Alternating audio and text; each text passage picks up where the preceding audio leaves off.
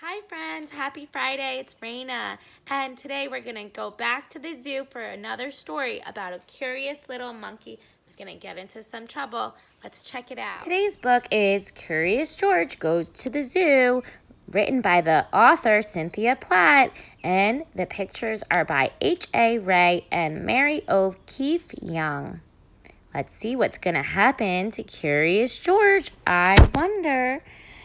Let's see. This is George. George is a good little monkey and always very curious. Today, George was feeling excited. The man with the yellow hat was taking him to the zoo. As they drove, the man explained to George that this wasn't just any zoo they were going to visit. It's called the Wild Animal Park, the man said. All of the animals roam around freely. That sounds so nice. When they arrived, George saw a huge banner, and George looked up at it, but he could not read the words. It says, "Come celebrate our baby rhino's first birthday party." George looked excited. A friendly zookeeper explained, "It's an extra special birthday here at Wild Animal Park," she said. "It's our baby rhino's first birthday. We are going to have a party for her later on." A party? This was going to be a wonderful trip to the zoo. George tried to walk into the park, but where the animals were, but the zookeeper stopped him. "You can't walk in there," she said. "To explore this zoo, you have to ride in one of our special cars."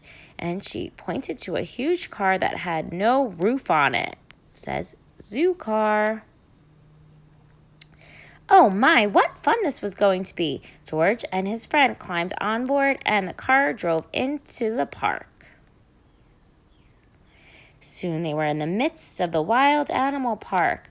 "Look over there," said the zookeeper. "There's a pride of lions. We have a large family here."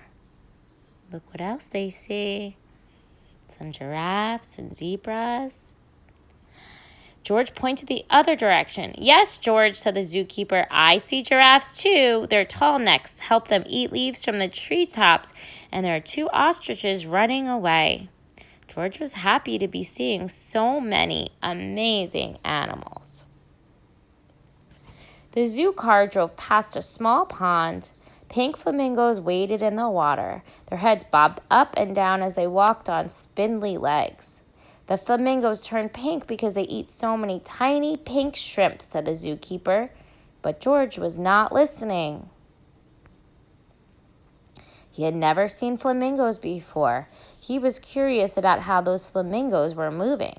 He leaned out the back of the zoo car as fast as he could to take a look, but then, oh, what happened? First, George lost his balance, and then he fell, kerplunk, right out of the zoo car. His friend hadn't noticed that he had fallen, and George ran as quickly as a little monkey could toward the pond. The flamingos bobbed their heads and lifted their feet one at a time. It looked like they were dancing, and George danced with them.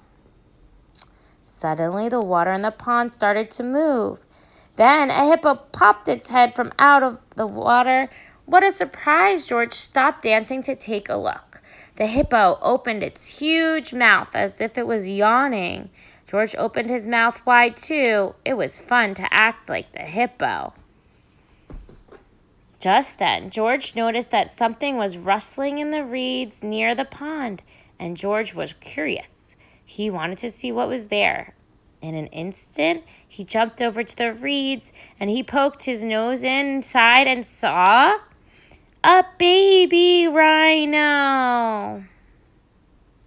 The tiny rhino was so cute, but she looked a little bit sad and a little bit lonely. He jumped and bobbed his head and danced his feet up and down. George wanted to make that baby rhino feel happy again. He thought and thought, maybe the rhino would like the flamingo dance. The baby rhino peeked her head out of the reeds so she could watch George dance more, and the rhino walked out of the reeds. She was curious too. They were having so much fun that George didn't notice what was behind him. The zookeeper stomped over to George. She did not look happy. The man with the yellow hat was running behind her. "You are a naughty little monkey," said the zookeeper. "You were supposed to stay in the car. You and your friend will have to go now." George walked to the man's side. He waved goodbye to the baby rhino, and the man and the zookeeper turned to see whom George was waving to.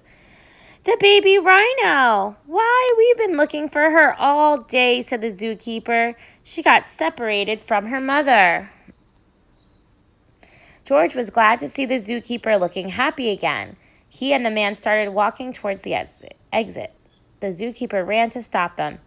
"Thank you for finding our baby rhino, George, and just in time for her birthday party.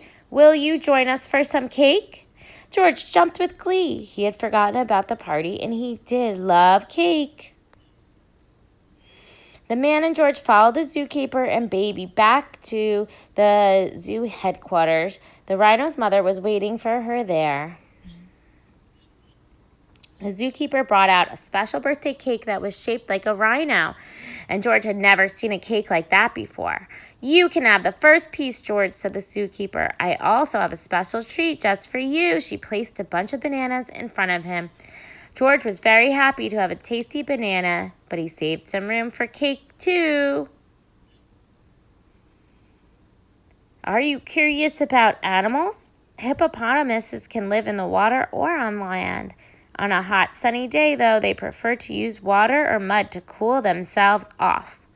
Flamingos stand on just one foot for long periods of time, though no one quite knows why they do it. Giraffes are the tallest of all land animals. Their long legs and necks help them grab and eat leaves from high up in the trees. Lions live in large families called prides. They are fierce predators with canine teeth more than 3 inches long. That means they can really take a good chomp out of you. Ostriches are the largest of all the bird species. Though they can't fly, they are very fast runners, hitting speeds of up to 45 miles per hour. Rhinoceroses have horns on their nose that look very powerful. The horns made of similar material to fingernails, though. Like fingernails, they can grow back if cut. The end. That Curious George, he's so silly, always getting into trouble. But it was really cool to see some giraffes, and that baby rhino was just too cute. I hope you liked the story. See you on Monday, friends.